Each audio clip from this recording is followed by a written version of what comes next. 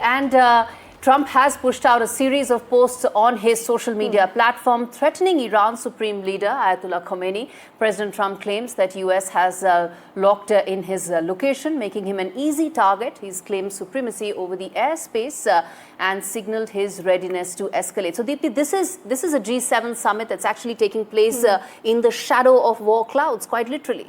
Oh, absolutely. And what has Iran done? Over the last few minutes, you've seen a lot of these breaking updates that we here at NDTV have also covered, that Iran has gone ahead, even as Donald Trump is sitting in the Situation Room, wanting to take a final call on whether he's going to exercise a military option and whether you will see US getting all out into this conflict, that you have the 10th wave of missiles that has been launched by Iran. The situation is clearly escalating, and reports say, Gauri, that the USA has also pushed in more troops into West Asia. Absolutely. So what it looks like is a very worrisome situation where the global watchdog IAEA has also confirmed that the Israeli airstrikes caused direct damage to the underground centrifuge halls at Iran's main nuclear facility. That's the Natanz facility, which is the main facility. So if a damage has been done, which is significant, that indicates Israel's ability to be able to knock out some of the nuclear facilities that Iran has. Also, it could be some sort of a vindication and validation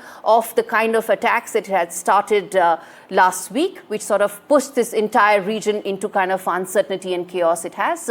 So at some level, that report is extremely important, Deepthi, because that is the kind of report that Donald Trump and his team would be looking at in terms of how they decide their next steps from here on. Oh, yes. And what is Natanz? That is also, remember, that primary key facility. And this is a part of the nuclear program. That again has been the trigger.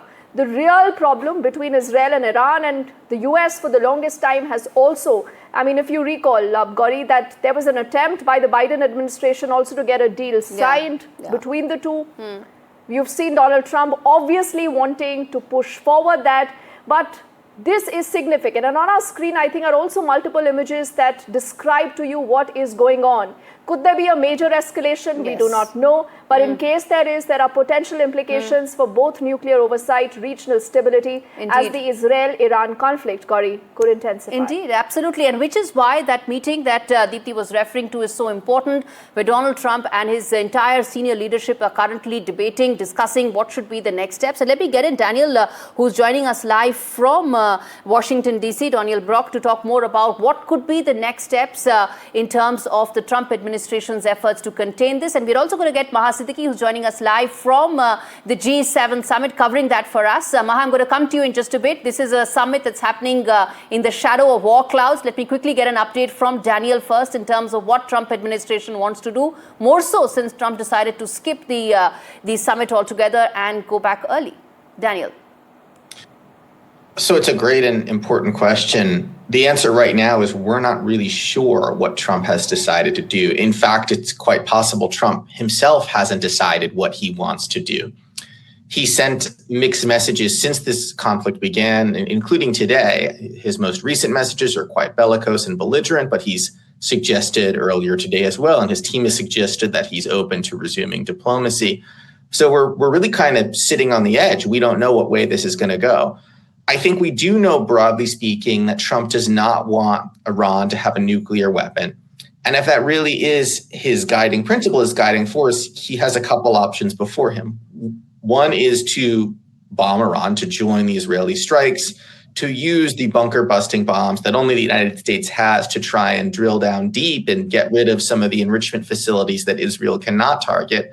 The problem with that strategy is, while that may set back Iran's nuclear program by as many as a few years, it won't eliminate it entirely. You can't simply, I don't think at least, bomb Iran out of its nuclear program at this point in time. There's too much expertise in the country. There's too much knowledge. So that leads to another situation where you could imagine us entering a situation where the United States and Israel begin a regime change campaign against Iran, which would be a much bigger, much deadlier, much costlier, even than what we've seen so far, military option. And then the final option is to try diplomacy again, if that's still on the table, for Trump to hope that maybe the Israeli strikes give him some additional leverage against Iran, that he can get the Iranians back to the negotiating table, get the Israelis to stop the attacks and strike some sort of deal. What way we're going to go, we just don't know. Right. Right. I think Daniel is being pretty candid, Gauri. He says we don't know because no one knows what Donald Trump could be doing in the next few moments. But let me also quickly get in Maha here. Maha, people want to know that you have the G7 meeting. These are important world powers, but they're equally concerned about what's happening between Israel and Iran. And then you have Donald Trump, who decides to cut short that entire trip. And look at the kind of words that he has been using ever since. He says we dominates the Iranian airspace. He's speaking about the Iranian supreme leader, saying, you know, we know where he is. We are not killing him just yet, but he's under our radar. Has this cast a huge shadow already on G7?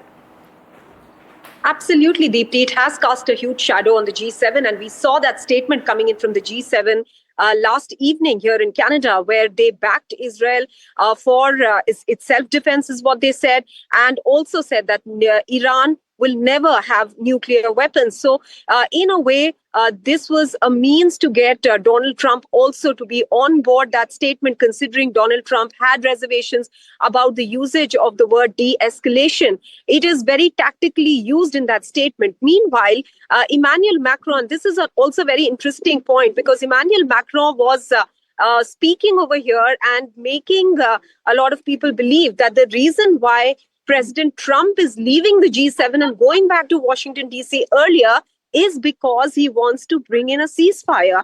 Although President Trump's statement on social media, that is on Truth Social, had already indicated that he did not have any such idea on his mind.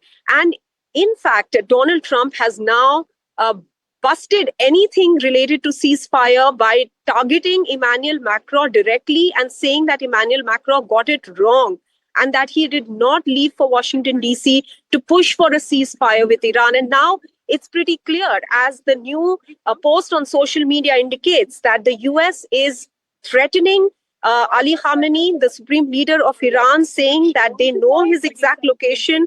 They do not want to kill him, take him out at the moment, but not ruling out that possibility either, because he's saying not for the moment.